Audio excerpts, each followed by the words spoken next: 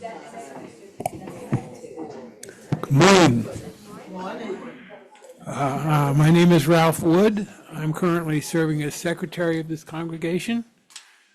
All are welcome to join our hybrid worship service of the Fourth Unitarian Universalist Congregation of Westchester, where everyone is welcome and everyone belongs. A special welcome to those new to our congregation. We are glad you're joining us this morning. We invite you to stay for our coffee hour after the service, and we hope you will sign our guest book. We are a liberal and inclusive community where members and friends gather to support each other in their spiritual journeys and to give service to the wider world of which we are a part. If you would like to learn more about our congregation and our faith traditions of Unitarian Universalism, we encourage you to connect with Harold Stillman, Lauren Normay, or Gretchen Grimm from our membership committee after the service. If you are joining us on Zoom, please put your name and contact information in the chat and someone will reach out to you. You can also visit our website at www.fourthuu.org.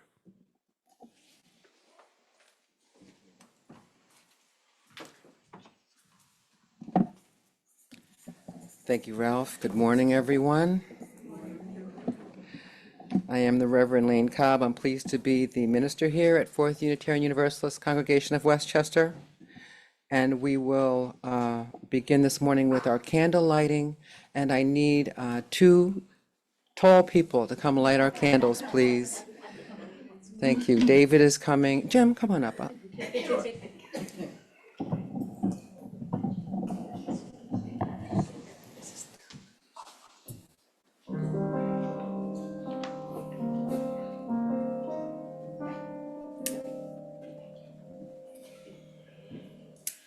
Gathered here in the mystery of the hour, gathered here in one strong body, gathered here in the struggle and the power, Spirit, draw near. Gathered here in the mystery of the hour, gathered here in the mystery of the hour, gathered here in one strong body, gathered here in the struggle and the power, Spirit, draw near.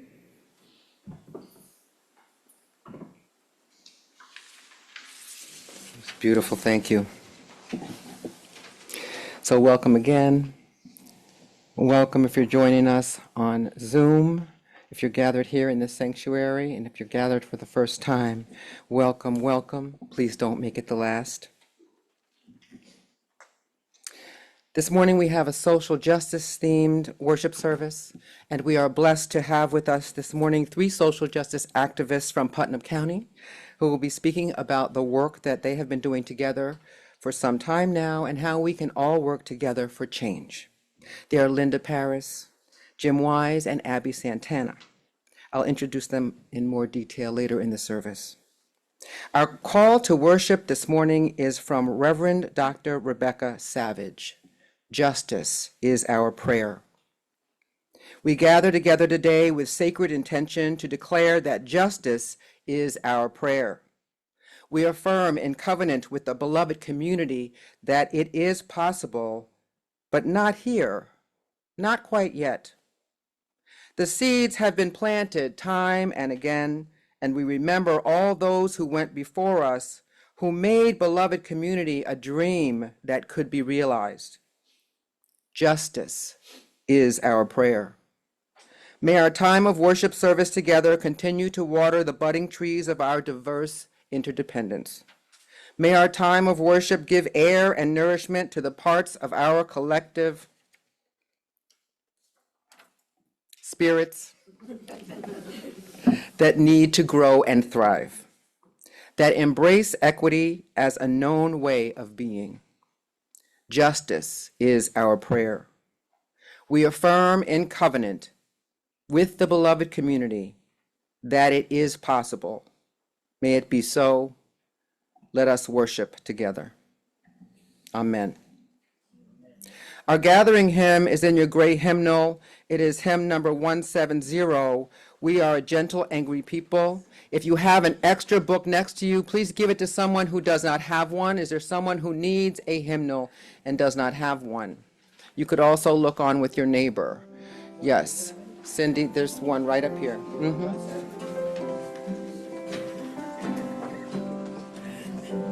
170. You can rise in body or spirit, please. We have 6 verses this morning, so if you're not familiar with it, feel free to hang out until it feels more comfortable, then join on in.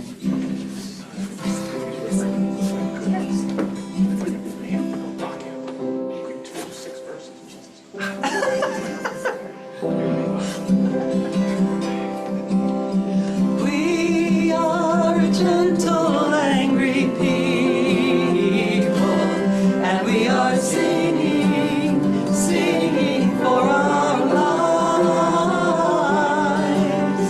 We are a gentle, angry people, and we are singing, singing for our lives. We are a justice-seeking people, and we are singing, singing for our lives. We are a justice-seeking people, and we are singing, singing for our lives. We are young and old together, and we are singing, singing for our lives. We are young and old together, and we are singing, singing for our lives. We are a land of many colors, and we are singing, singing for our lives.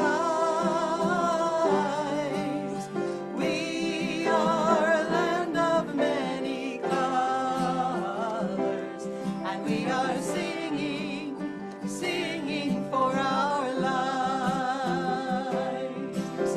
We are gay and straight together,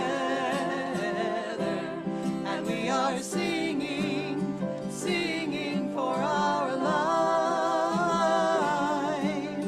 We are gay and straight together, and we are singing, singing for our lives. We are a gentle, loving people, and we are singing, singing for our lives.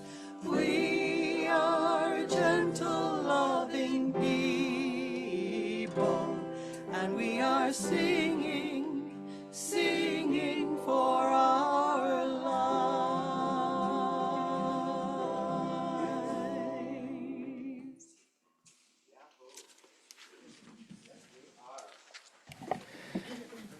We certainly are. Thank you, everyone. So in keeping with our faith tradition, we open our service with the lighting of our chalice. Our chalice lighting words this morning are from the late Frances Ellen Watkins Harper, a Black abolitionist from Baltimore born in 1825, who called on people of faith to resist the status quo and embrace a radical liberatory Christianity that reflected a stronger sense of justice and a more Christ-like humanity. Watkins Harper held dual membership in Unitarian and African Methodist Episcopal churches in Philadelphia, and was one of the first African American women to be published in the United States. These are her words. What we need today in the onward march of humanity is a public sentiment in favor of common justice and simple mercy. We have a civilization which has produced grand and magnificent results, diffused knowledge, overthrown slavery, made constant conquest over nature, and built up a wonderful material prosperity.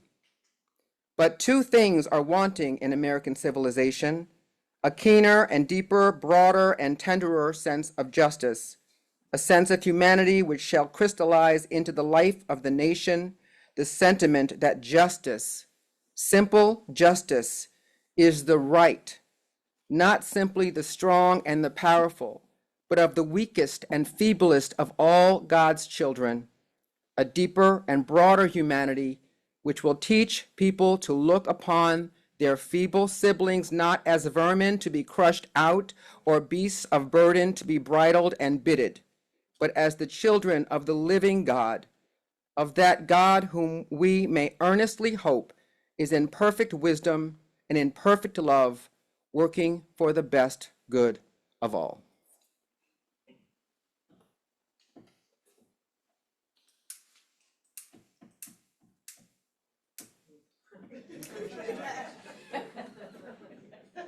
Don't start with me. Don't start. I will have to stand up here holding this mic.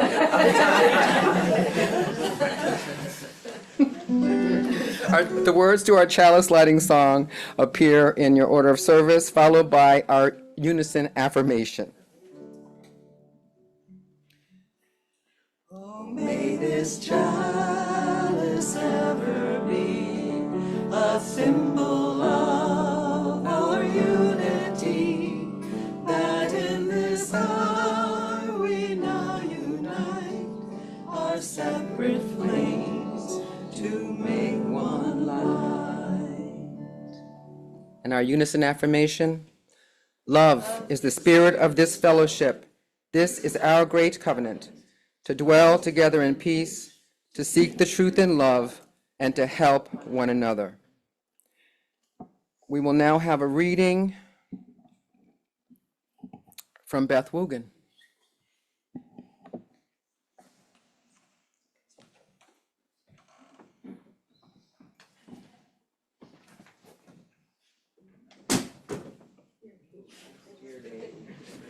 Everybody all right?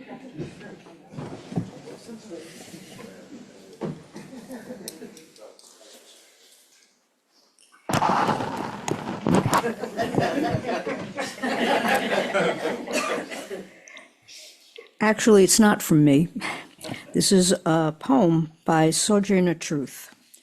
Sojourner Truth, born Isabella Baumfree, was an American abolitionist, woman rights advocate, and evangelist who escaped slavery in New York in 1826 and became the first Black woman to successfully sue a white man. Renowned for her extemporaneous Ain't I a Woman speech in 1851, she championed equality, temperance, and land grants for freed people until her death in 1883. This poem appears in the book Narratives of Sojourner Truth, a bondswoman of olden times, edited by Olive Gilbert and originally published in 1878. I am pleading for my people, a poor, downtrodden race, who dwell in freedom's boasted land with no abiding place.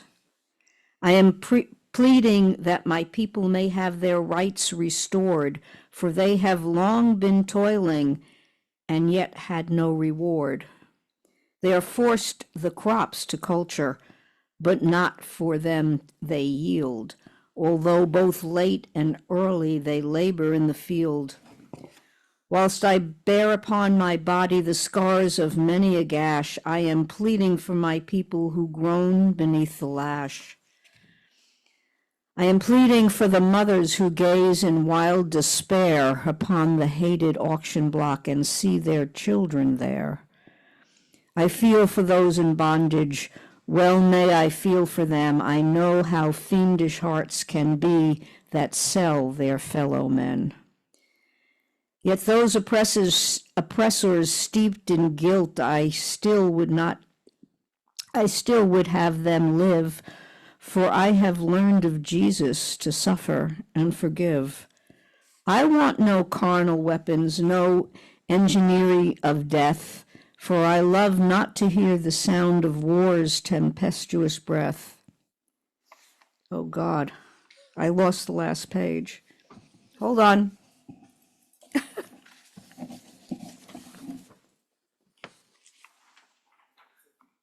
To the rescue we come. Yay!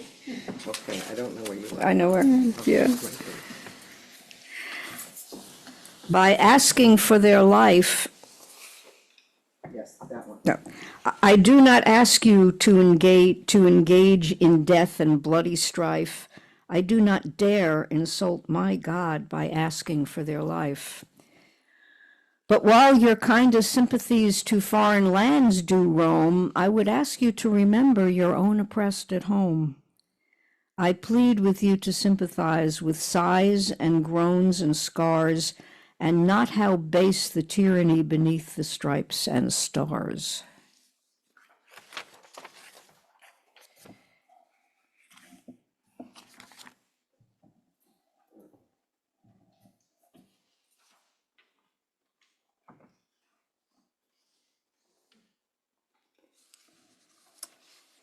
Thank you, Beth. So we have come to the time in our service when we share our joys and our concerns and make space for the entirety of the human experience. For some, this may be a time of great celebration for life events. For others, this may be a time of sadness and a time to commemorate loss. We open our hearts for all expression. And Bob will pass a microphone for anyone who wishes to share. I will light a candle for everything that is shared. And if you are sharing, please make sure that you hold the microphone directly up to your mouth so you can. For all the joys and sorrows, spoken but unspoken, and for classical music on cell phones, I light one final candle.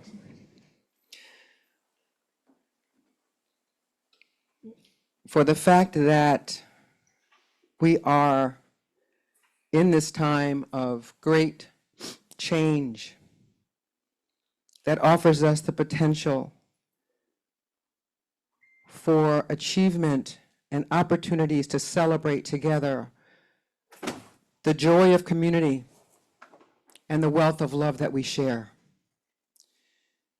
For sadness and sorrow when so many atrocities are threatening to tear families and our entire world asunder. For the fact that we are mindful of all these things and can hold all of these things simultaneously. We will enjoy a moment of silence, and then we will sing together our hymn, Spirit of Life, which the words appear in your order of service. Please join me in a minute of silence. And if you have experienced a loss or a joy, we are glad you are here. Welcome home.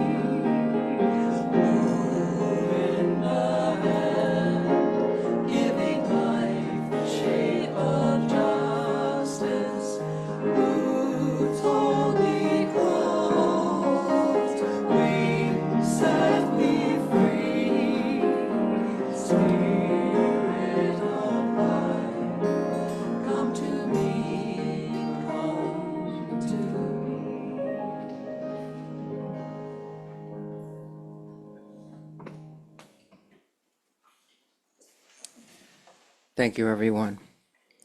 So we've come to the time in our service when we open our hearts and our wallets and give generously to those things we care about. We will pass two baskets this morning, one to benefit this fellowship and one to benefit our community partner, Open Arms for Refugees. If you would like to give on online, Open Arms for Refugees is CHOP, CHHOP.org, and 4thUU is 4thUU.org. It isn't CHHOP? Oh, they're not all together? I saw them all together. Oh, I'm so sorry. Well, you may look up Open Arms for Refugees and find the link. My apologies. As Linda said, we are authentic here, if nothing else. We will pass two baskets. One will be without the cloth is for our fellowship, and one with the cloth is for Open Arms. And Lauren will pass one, and Bob will pass the other. And thank you. And Susan, please come join us.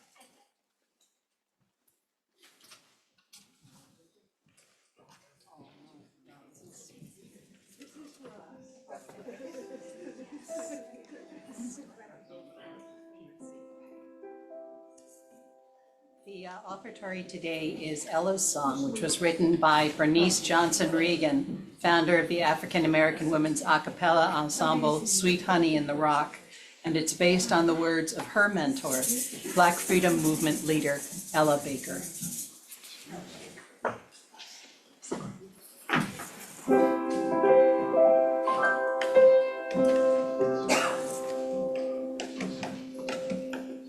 We who believe in freedom cannot rest. We who believe in freedom cannot rest until it comes. Until the killing of black men, black mother sons, is as important as the killing of white men, white mother sons. Not needing to clutch for power, not needing for the light just to shine on me. I need to be just a one in a number as we stand against tyranny. We who believe in freedom cannot rest. We who believe in freedom cannot rest until it comes. The older I get, the better I know that the secret of my going on is when the reins are in the hands of the young who dare to run against the storm. To me, young people come first. They have the courage where we fail. And if I can shed but some light as they carry us through the gale. We who believe in freedom cannot rest. We who believe in freedom cannot rest until it comes. Struggling myself don't mean a whole lot. I've come to realize teaching others to stand up and fight is the only way our struggles survive. I'm a woman who speaks her voice, and I must be heard. At times I can be quite difficult. I'll bow to no man's word. We who believe in freedom cannot rest. We who believe in freedom cannot rest until it comes. We who believe in freedom cannot rest. We who believe in freedom cannot rest until it comes.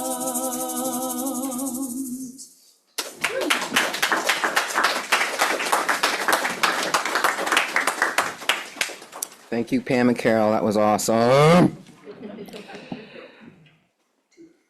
We will now receive another reading from our friend David Thwaite.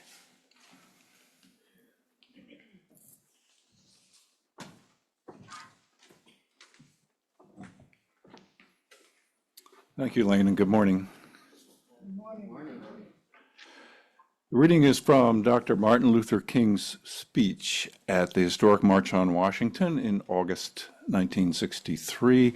I can still remember watching that on our little black and white TV at our home in Bethlehem, PA, where I grew up. And I should think that Dr. King needs no further introduction from me. It's a privilege to read his words, though. In a sense, we've come to our nation's capital to cash a check. When the architects of our republic wrote the magnificent words of the Constitution and the Declaration of Independence, they were signing a promissory note to which every American was to fall heir.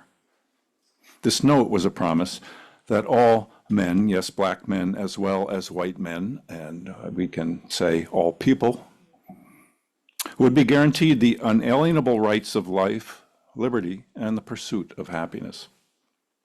It is obvious today that America has defaulted on this promissory note insofar as her citizens of color are concerned. So we have come to cash this check, a check that will give us, upon demand, the riches of freedom and the security of justice. We have also come to this hallowed spot to remind America of the fierce urgency of now. This is no time to engage in the luxury of cooling off or to take the tranquilizing drug of gradualism. Now is the time to make real the promises of democracy. Now is the time to rise from the dark and desolate valley of segregation to the sunlit path of racial justice. Now is the time to lift our nation from the quicksands of racial injustice to the solid rock of brotherhood and sisterhood. Now is the time to make justice a reality for all of God's children.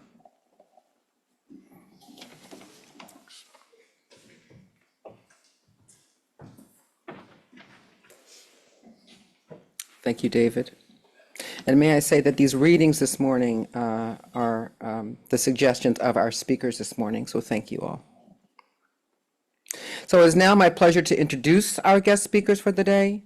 I want to also call your attention to all of the posters that are around in our lobby and our sanctuary.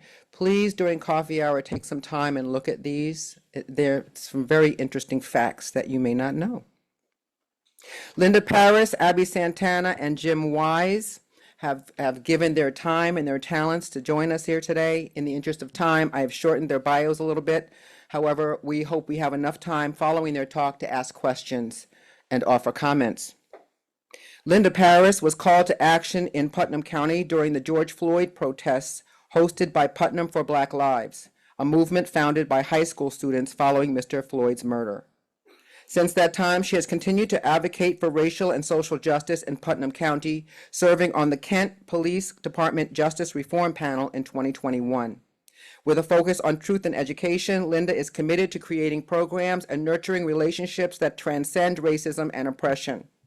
Linda is the progenitor of Putnam County's first Black History, Juneteenth, Kwanzaa, and International Women's Day celebrations.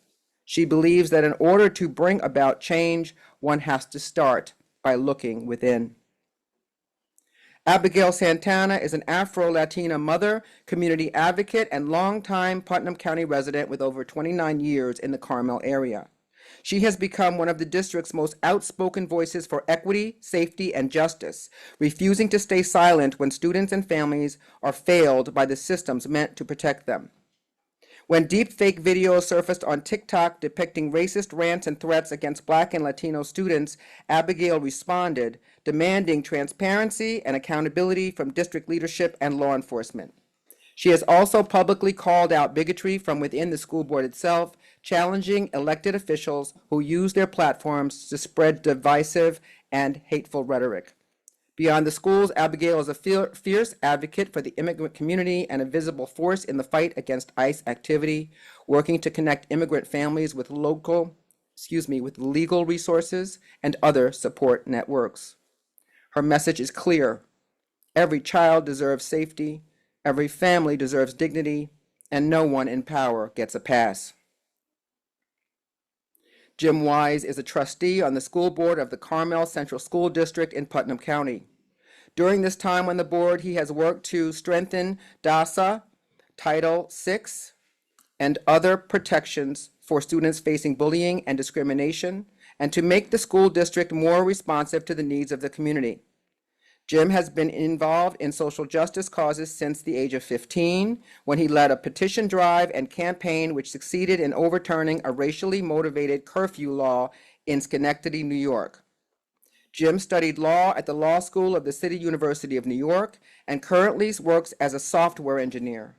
Jim's views are his own, and his statements do not represent the views of the Carmel Central School District or Board of Education.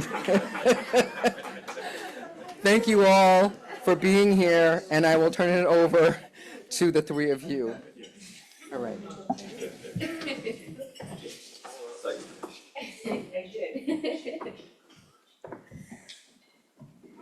Good morning.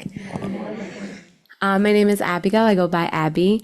I started being voicious in 2023 when 7 TikTok videos were made of our George Fisher Middle School students by high school students. Having raised my own daughter who is Black and Hispanic, I knew that that touched home very deeply. And growing up in Putnam County, I've had my own issues. And unfortunately, nothing was ever done.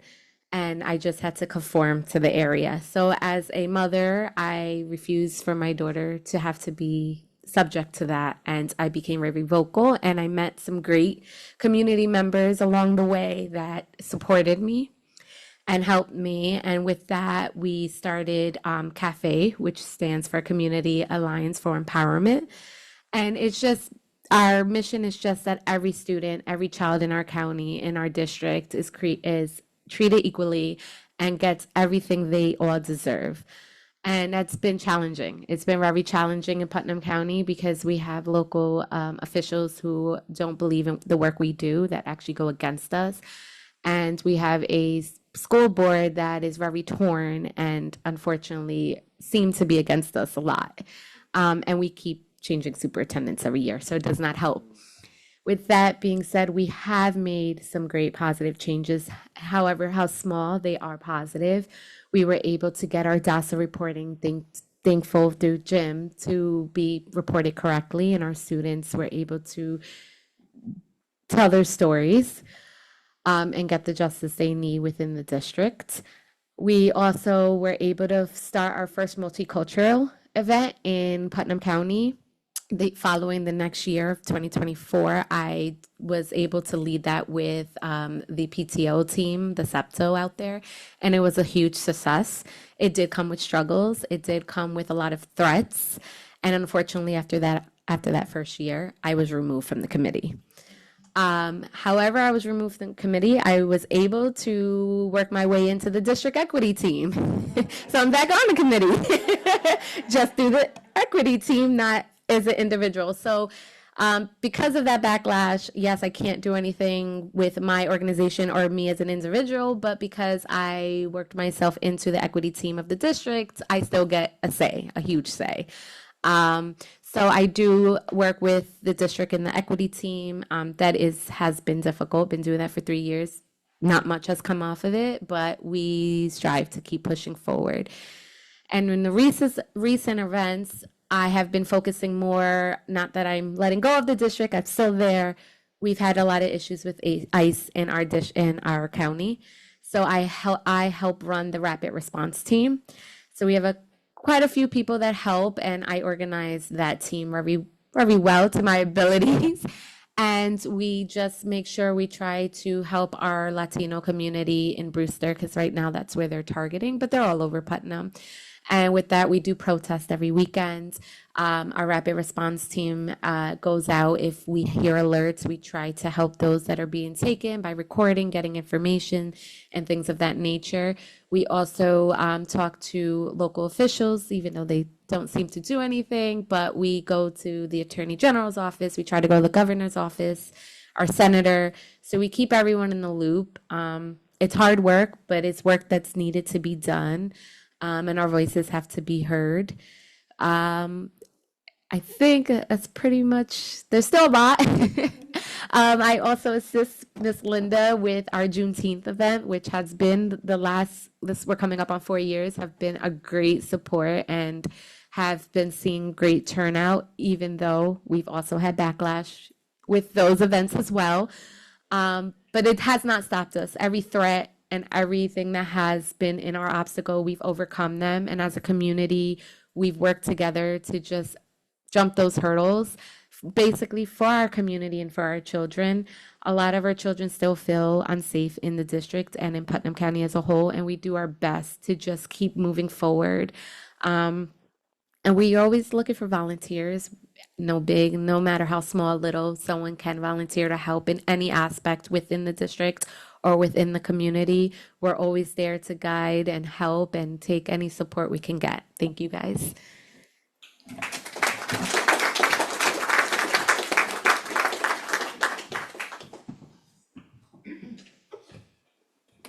Good morning. So I'm Jim Wise. I'm a trustee on the Carmel Central School District. I will reiterate what Lane said. Nothing I say tonight represents the views of the district or of the board. I wish I could, but so be it. So I got involved in the school board at Abby's urging in 2023 after the racist TikTok videos we saw. And I want to emphasize, we say racist videos. The true horror of these videos was these were videos showing, using a video game, a rehearsal of a school shooting that would target Black and brown students in our district. And unfortunately, due to family connections to law enforcement, no action was ever taken against the students who posted these videos. Very typical for our district, and unfortunately, there's a long history of sweeping these problems under the rug. So at Abby's urging, I was dragged kicking and screaming into the school board race. And for the last 3 years, I have been a trustee in the district. I'm currently running for re-election. That's not why I'm here tonight, this morning. But we have found major structural issues in the school district everywhere we've looked. When we looked at our reporting to the state, and New York has a very thorough system of reporting racial incidents to the state so that you can get an idea of where your district stands. The year those racist TikTok videos were posted, we reported that there was not a single racial incident in the entire district in the entire school year, none of our 5 buildings. The next year, the year George Floyd, or 2 years earlier, the year George Floyd was murdered, when there were weekly protests organized by our students, when there was backlash in the schools, all sorts of incidents that we know about on the buses in the halls, the district reported there was a single racial incident in all 5 buildings the entire year. So we've worked on cleaning up the reporting for this, not because it solves the problem, but because if you don't admit you have a problem, you're never going to solve it. We've also looked at the buildings. Now, Carmel is a very interesting lab, as it were, in which to study the way districts are redlined in this state. Because, of course, we've never had a historic segregation law that said, well, Black students go to this building, and brown students go to this building, and white students go to this building. But we took the time to look at the zoning, and we have in Carmel a particularly interesting case to study this because we have 2 elementary schools that are on the same campus. That is, no neighborhood in the district is closer to one school or closer to the other school. They're both in the same exact place. The same buses drop kids at one school and then the other school. And yet when we looked at the neighborhood zoning, it looked like a gerrymander map. And the way it was done was so that one district had about 20% of the Latino community in the district. The other had the other 80%. And very similar for African American students. And we're able to look back using FOIL and see that as neighborhood demographics changed, the zoning was changed. So we're working towards solving this. One obvious way to solve this is to go to a Princeton model. Both buildings serve all neighborhoods. One serves K-2, one serves 3 to 5. We don't know if we'll achieve this. In the same time period, Carmel is a good model of how segregation in hiring happens.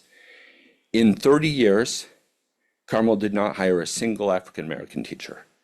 The first African-American teacher hired in at least 30 years, I do not have records going back further, could be longer, was hired in 2021 in this district, achieved tenure in 24. This was a fight to accomplish. And I want to emphasize, again, we have to look at the way these systems work. It's not that you go in and there's a rule saying we don't hire Black people. There's a rule saying we hire our family members, we hire our kids, we hire our brothers, we hire our cousins. And that ensures this. So when I first moved up to the district in 2005, I'm sorry, I called the middle school. I had to ask about a class change for my daughter. And I said, well, look, can I please talk to Mr. Tucci? And the lady on the phone says, well, I don't know. Do you mean Mr. Tucci, the gym teacher, Mr. Tucci, the math teacher, or Mr. Tucci, the guidance counselor? And this is how it works. So we have a very simple, again, these are well understood problems in hiring, in human resources. All we would have to do is blind the resumes, take the name off, take the specific school off that shows you if they went to an HBCU or they went to a legacy school or anything else, just show what degree they have, what their experience is, and we'd be able to address this. And they have fought us tooth and nail on this every step on the way. And they've fought us tooth and nail from people who want racism in hiring, but they've also fought tooth and nail from people who don't see the problem. We had a trustee of the school board, no longer with the school board, but a former trustee of the school board say in open session, well, you know, I did implicit bias training. I don't have any more implicit bias, so why would I need to hide the resumes? Some folks you just can't reach. But we're trying, and I want to particularly thank Miss Linda. When in 2020, when George Floyd was murdered and kids started showing up on the courthouse steps to protest and we joined them, a lot of us realized for the first time, we're not alone up here. There are other people who believe in what we believe in. And Miss Linda's work bringing community events together has been incredibly important to that. Abby's work bringing Cafe together after the videos, incredibly important in that, even if I'm still a little mad she got me on the school board. And here we are. So thank you.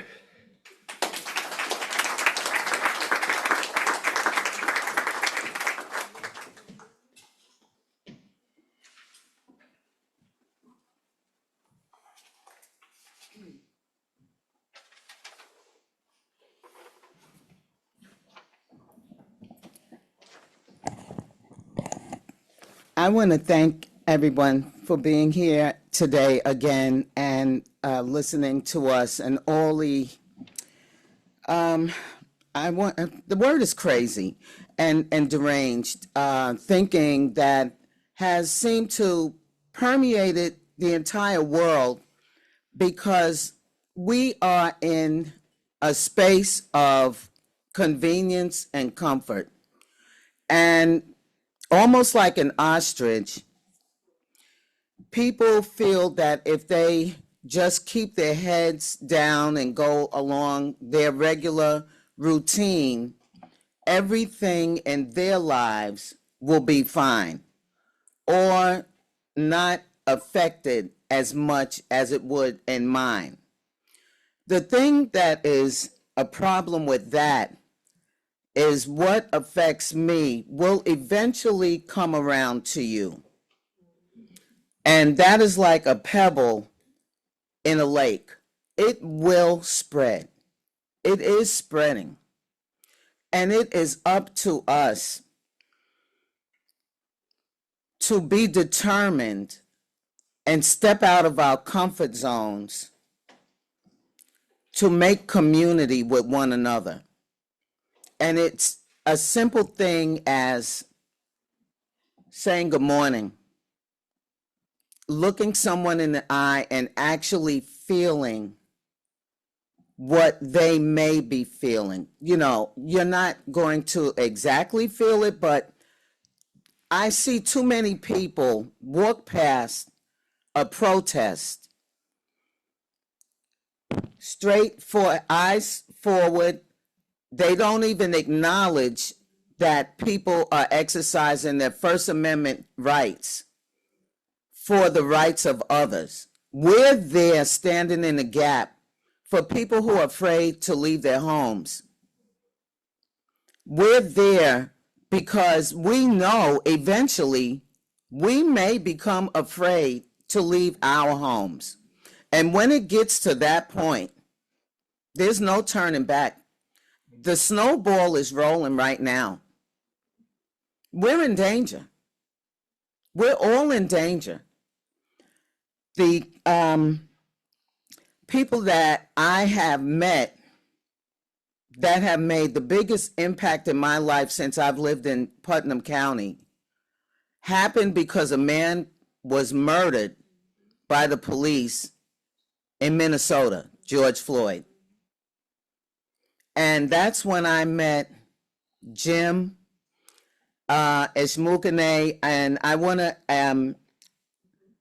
to let you know about some of the other people who are not here today that have made a big impact in my life. To know that people that feel like me, I'm not in Putnam County alone. Believe me, Putnam County, I have stories to tell.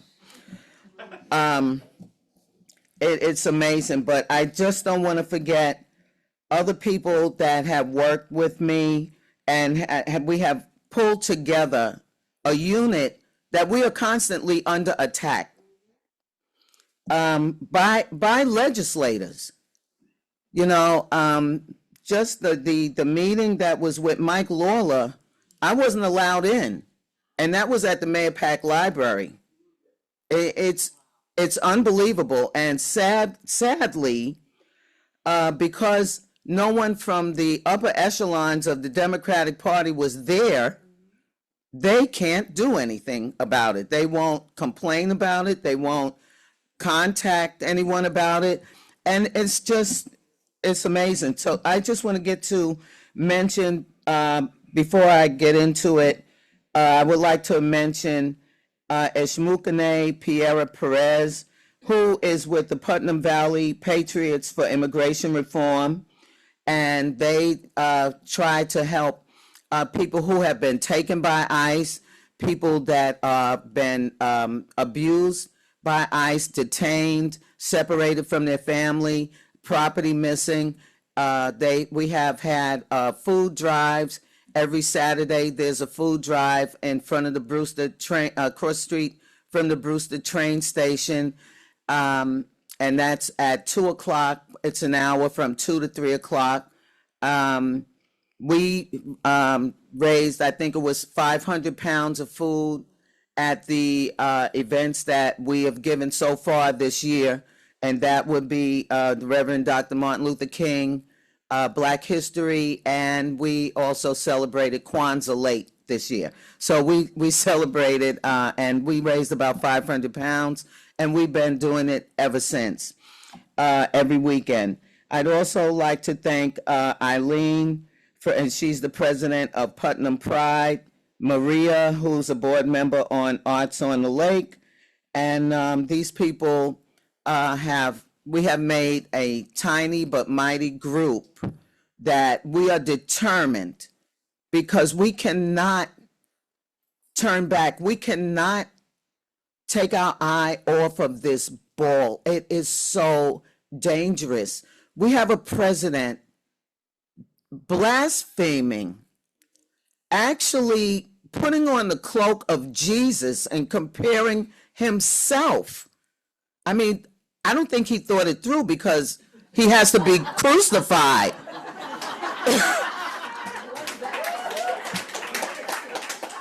You know, the man, I'm sorry. It's madness, right? So these are the people that are in office, and the people that he has standing beside him are all of the same, I want to say low IQ, but I don't know if I want to insult IQ like that. But yeah, so we have allowed things to get to this point. How did we get here? This country is made up of immigrants, right? People, most white people in this country today that are not new immigrants have perhaps 4 generations of being an American citizen. 4. Meanwhile, Black Americans have between 9 and 16 generations in this country. And yet, in order for the, how do I say, the status quo and assimilation to whiteness to remain the same, you have to be a racist. You have to say to me, why don't you go back to where you came from? There goes the neighborhood if I move in, and things of that nature. And if you continue to think in that way to make your life more convenient, or to feel that you're being a good American because the good Americans that were here before you did that, and we have to continue that, that is only a recipe for disaster. Because people did not fight those things, that's how we got here. Because we don't fight to have a school system that teaches history honestly, with all the warts and all the contributions that have been made by Black people. You have no idea. Every war that this country has fought, Black Americans have fought in it.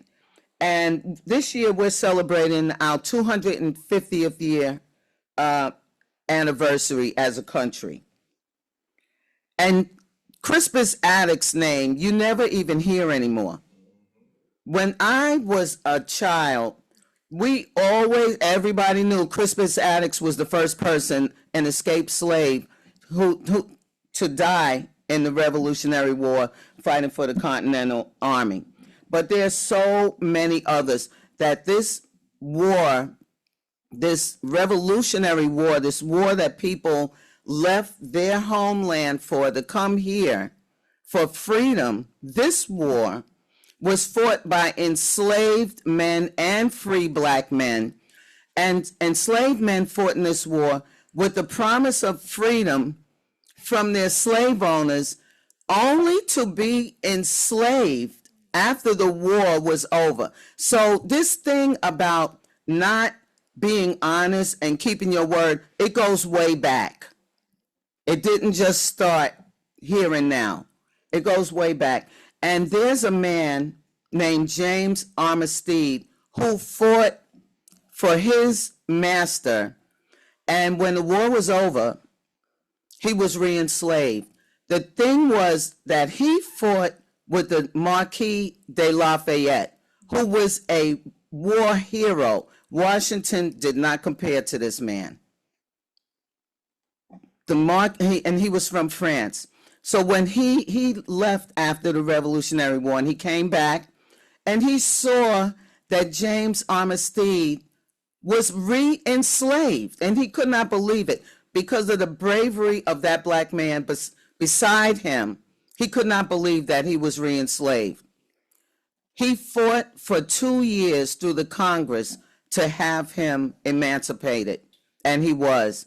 And so James Armistead took Lafayette as his last name as well, as a tribute to him.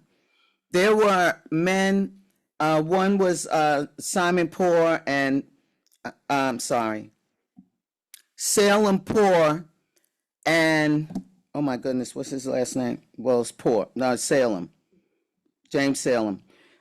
They also fought at the Battle of Bunker Hill, war heroes.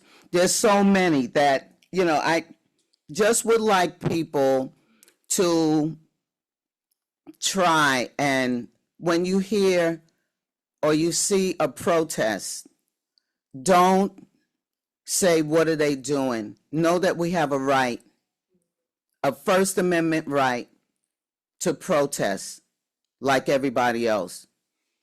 Black people are in the 13th, 14th, and 15th Amendment of the Constitution. We have a right to be here. And we have a right to be respected. and we have a right to walk down any street. But there are some things that we can do because we know that it's going to take work. We know this. It's not going to get better all by itself. We can't depend anymore on our representatives in Congress and our representatives in the Senate and even our legislators. Local government has failed us miserably. I was lied on because of a ceasefire rally, a peaceful ceasefire rally, that we were accosted by people from the other side.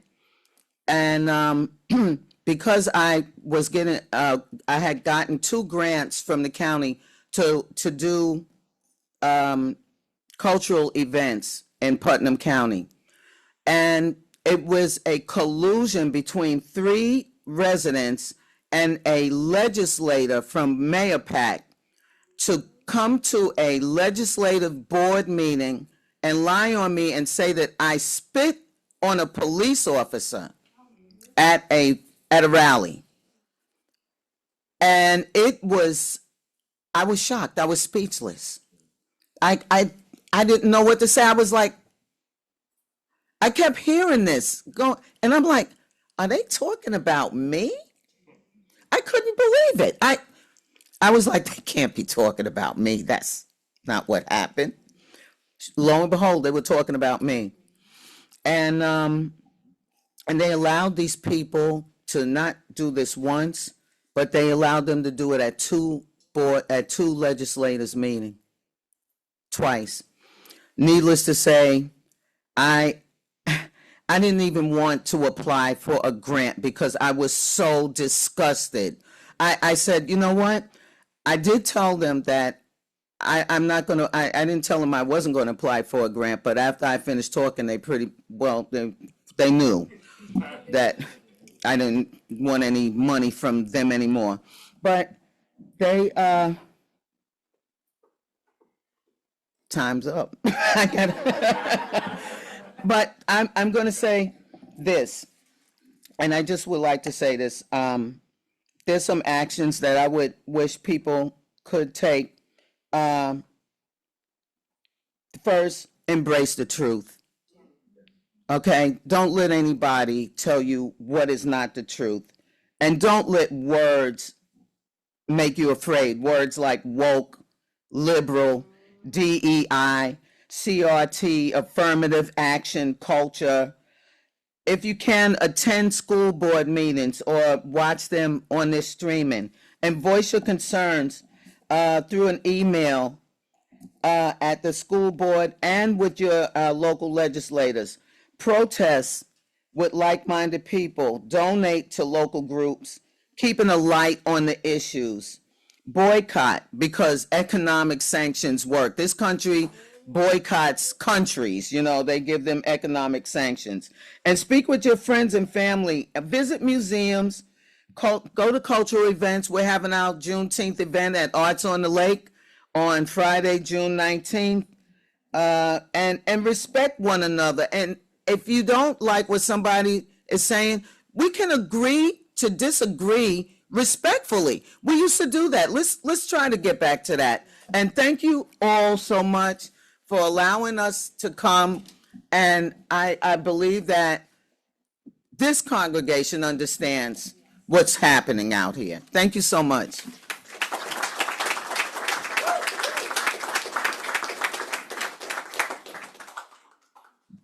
Thank you all. So we are running late, but in our tradition, we will pass the mic for people who want to make a comment. And then I encourage everyone to stay for coffee hour and speak to Linda and Abby and Jim directly, if you would. So Bob will pass the mic. So put a hand up if you would like to make a brief comment. Hi, I'm Lauren. Thank you for your talk. I'm from western side of Putnam, Haldane. And when you were talking about the teachers and how it was like, oh yeah, there's lots of graduated. Like the principal is like, yeah, I remember him when he was in first grade. It's like, I never considered the hiring until you mentioned it, that blind resumes probably are a good idea.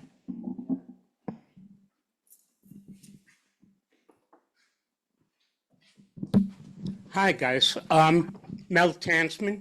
I was a member of this fellowship and intend to be again. Linda, your comments were right on the mark with taking this too lightly. This is really a moment that either we step up or we're going to be stepped down upon. I also agree with you about the idea of a boycott. One thing, I don't know if that many people know about it. There is a national group that is organizing a no shop, no work day on May 1st. And if we get enough people doing that, it sends a message. And the other thing about that would be just, you can't get people on the streets, but it might be a lot easier to get them just not to go to Target or Walmart. One day we're talking about, May 1st. So I think people should take a look at that, maybe not show up at work, maybe don't send your kids to school, and certainly don't shop.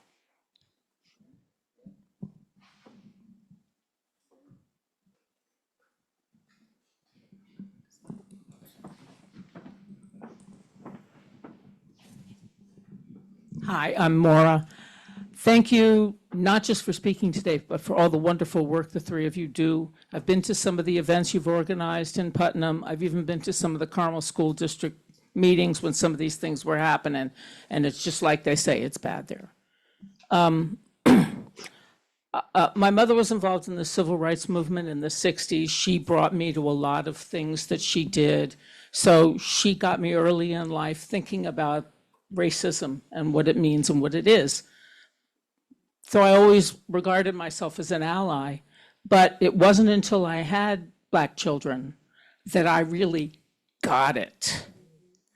And Linda, you said something about seeing things through the eyes of other people. Man, I would walk into a room and I would see things through the eyes of my children and I'd be horrified. I could give you examples, but I know we're running late. I'm speaking particularly to good-hearted white people who consider themselves allies. That doesn't mean you don't still have work to do to get it.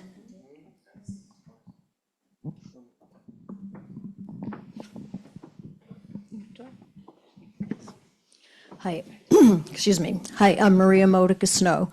I could say a gazillion things about what you guys talked about and Putt Valley, because I have connections there too. But what I wanted to just mention in terms of trying to preserve our democracy, last night I watched the Senate hearing that Cory Booker started. Not a Republican showed up, but our freedom of speech is really at risk with this proposed merger between Paramount something and Warner something.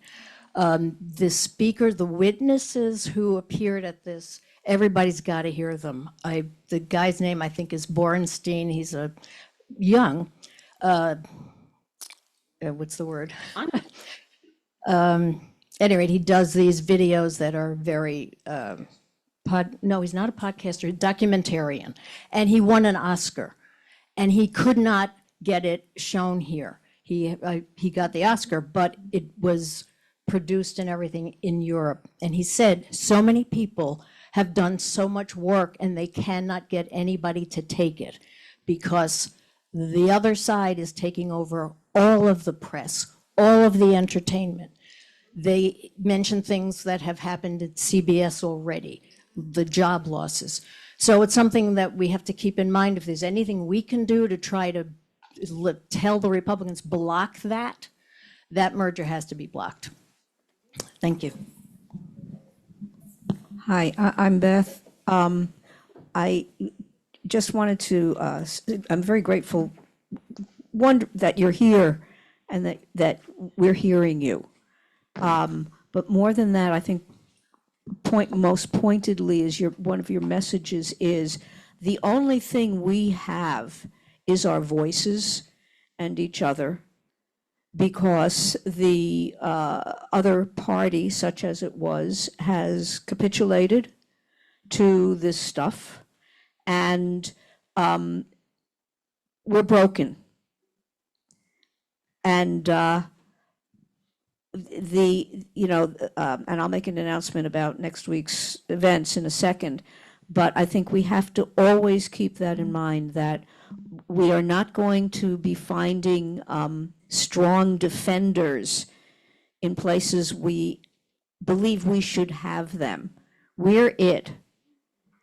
And we have to begin to meet each other and know who each other is, and work to set up our networks, not only of communication, but of protection and support, because this is hard work.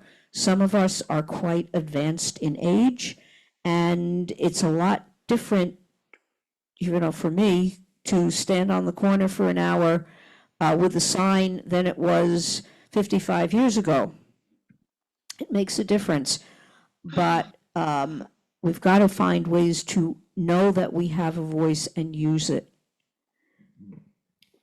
So, I'm sorry. Okay, Eric, and then Judith, and then we're going to go online, and then we're going to close our service. Eric.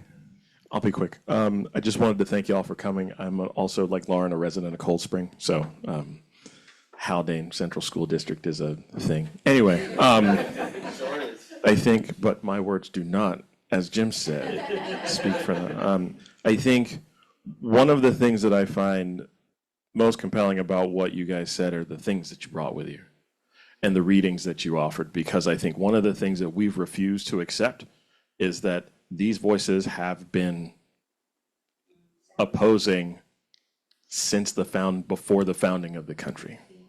And we refuse to remember who those names are. We refuse to remember to bring them into history. You're mentioning of Crispus Attucks, that every subsequent generation, we talk about the youth and activism and all that thing, but the thing that we don't give them as adults are the tools to say, they're not the first people to do this. They're not the first, they don't stand alone. As Beth said, they're networks of people who have always been talking about the fierce urgency of now. That was a really long time ago. And that Frances, what is her name? Frances Ellen Watkins Harper, the idea of common justice and simple mercy. That, how long ago was that? And we're still asking for it. And one of the reasons I think is that we refuse to bring the past into the present with us. Yeah, I think this is one of the things that Beth was referring to a week from today at 2:00 in the afternoon at First Presbyterian Church. Many of you have heard of this. We are having an immigration education event. It is sponsored by members of the Yorktown Somers Interfaith Council, Race Amity of Northern Westchester and Putnam, and the Peekskill Area Chapter of the NAACP. It is an educational event. We have two wonderful speakers. Reservations are required. Due to the sensitivity of the issue, we cannot have walk-ins. Please register in advance. I believe there's emails from the 4th UU, or if you'd like, come see me afterwards. Thank you. And real quick, just between that and Juneteenth, please join us at the Somers in Somers at Reese Park for our annual Race Amity Day observance. So come with a picnic lunch and have. Thank you. When is that, Susan? That is Sunday, June 14th. The picnic starts at 1:00. So you'll have to come back and tell us about that Okay. in June. Gretchen and March. Gretchen. Uh-oh, they're frozen. Oh, rats. All right, Gretchen, if you can hear me. Nope. All righty. Thank you, everyone who has offered commentary. Thank you for being thoughtful and caring. Thank you for being justice-minded, and thank you to our three speakers for joining us today. And yes, please do look at your fourth word. The registration link has been sent out for that event on the 26th. And if you would like to volunteer for that event at all, please talk to. Okay, we have a meeting of the social justice team. I'm back. Gretchen, you're back. Okay, last word. Did you want to still offer a comment? Yes, please. Well, my name is Gretchen, and I'm a Unitarian Universalist lifer, and part of my free and responsible search for truth and meaning is social justice. And I'm sorry I can't make it here today, but I'd like to comment about when I'm making plans for summer vacation and trying to participate in my friend's brother's memorial golf tournament in Chicago, when we're trying to have tickets for the Obama Library. Daniel and I were talking for daylight, and a major Peace Corps volunteer, and Jimmy Carter's grandson is going to speak for the Peace Corps in Washington, D.C., and my brother Daniel is a Peace Corps volunteer in Honduras. So that's a mouthful and 1 minute. Thank you for letting me speak. Thank you, Gretchen. Your sound was going in and out, but we got you. Thank you. And thank you again for all you do. So we will now have our closing hymn followed by our benediction and chalice extinguishing. Thank you to our speakers, also our readers and our team of musicians today. Our closing hymn is in your gray hymnal number 131, Love Will Guide Us. Oh, it isn't? Okay, you're going to call an audible? It is. It is? We sometimes do announcements at this time. Oh, are there more announcements? I'm sorry. I apologize. More announcements. Beth, hold on. You have to use a mic, Beth.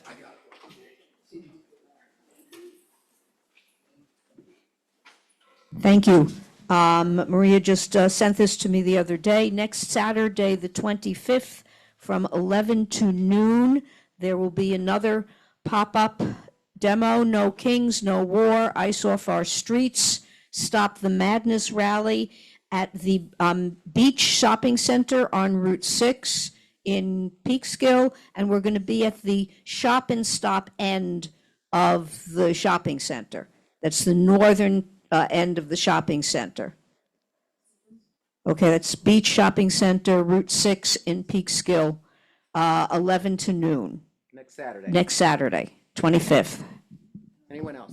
Yes, okay. And next Saturday, the 25th, is the memorial for my husband down in White Plains at the Community Unitarian on Rosedale Avenue at 2 p.m. And there'll be a repast afterwards that everyone is welcome to stay for. Oh, yes, and I think in the fourth word, you'll find an email to RSVP to, and that'll help us get a head count for the repast. Thank you. Please RSVP for Ralph's Celebration of Life next Saturday at 2 p.m. at CUUC in White Plains. Thank you, Pam. I apologize. I didn't mean to step over announcements. So, hymn number 131, Love Will Guide Us. Please stand and in body or spirit as you are able.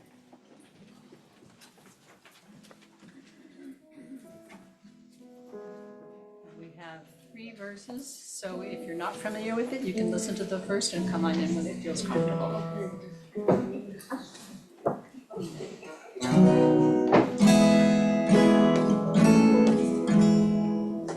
Love will guide us, peace has tried us, hope inside us will lead the way on the road from green to giving. Love will guide us through the hard night. And I apologize, I sang that wrong. We're going to sing it right the second time. If you cannot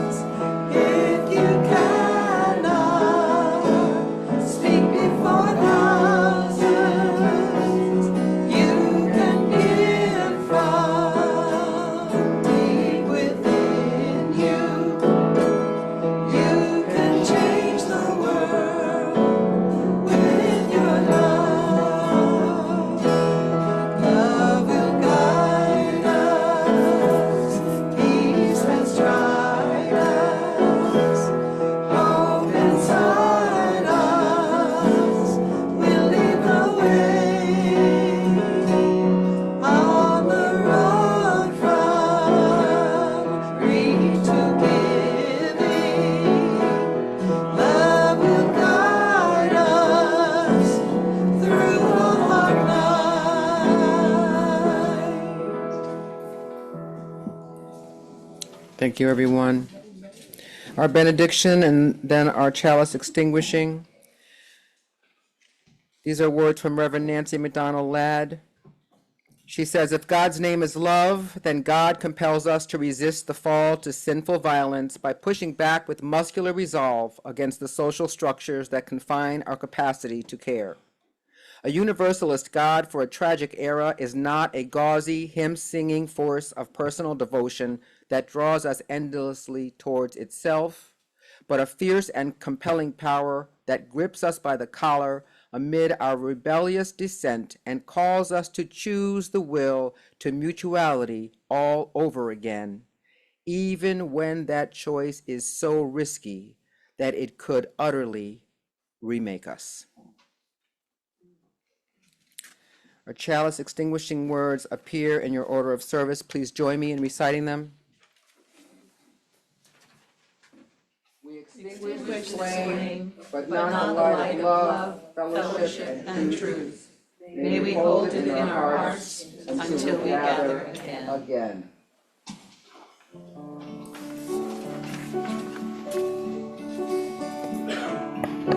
May the long time sun shine upon you, all love surround you, and the pure light within you guide your way on.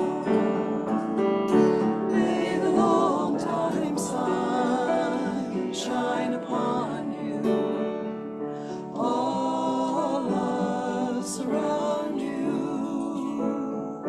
and the pure light within you guide your way on, guide your way on, guide your way on.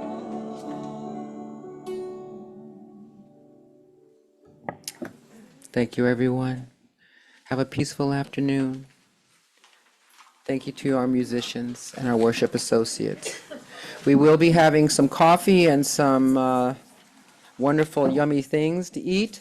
So our speakers will stay. Please do take some time to look at the information that they have brought about Black heroes. And when tables come into the back, you can just move your chair to the side. Thank you.